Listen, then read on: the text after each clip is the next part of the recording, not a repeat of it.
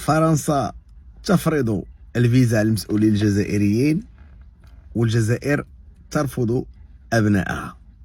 البيان ديال البارح بعدا هو الاول، لان بني عليه بنات فرنسا. بالمناسبه بيان ديال الخارجيه الجزائريه بكل صراحه اقل ما يمكن القول عليه انه لا، ما كيدارش لانه ما يمكنش انه تكون شي بطبيعه الحال في العالم ما تبغيش وليداتها يرجعوا عندها، واخا يرجعوا بلا اوراق، حيت كتكون الارض هي الام الثانيه. كاينه امنا اللي كتولدنا، وكاينه الارض اللي بطبيعه الحال كنكبروا فيها وكنترعرعوا فيها.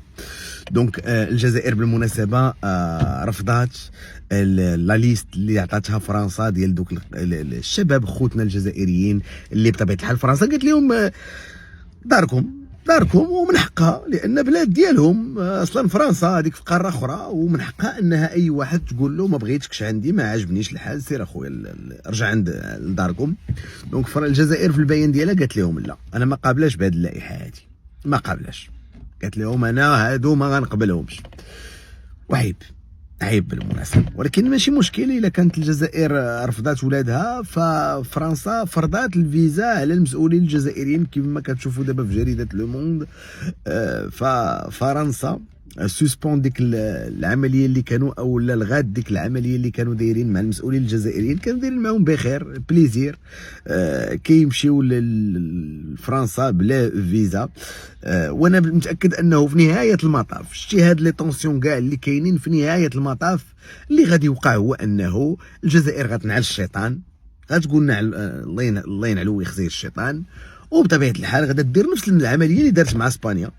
حكم عادي، اسبانيا راه جا سانشي 2 مرات هنا، مبادره الحكم الذاتي معانا كذا. الجزائر سحبت السفير وردت السفير، ما غادير نفس العمليه. الجزائر عاوتاني غادا ترد السفير، وغتحاول الجزائر انها تهدأ العلاقات، لان ماشي من صالحها. الجزائر خصها اليوم تنعل الشيطان وصافي، يديروا بحال ما كاين والو. المهم ماشي مشكل، الدنيا هانيه، الارض مكريه بفرانكو، ماشي مشكل.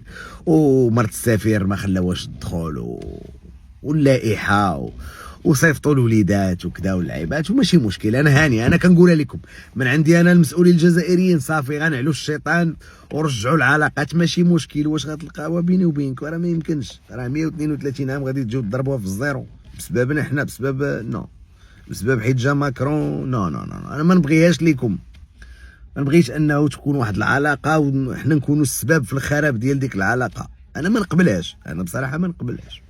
تحياتي وهنيئا لكم اخواني الكرام بفرض الفيزا على المسؤولين الجزائريين، وربي يكون مع الخوت في الجزائر اللي قالت لهم بلادهم بلا ما تجيو. تحياتي.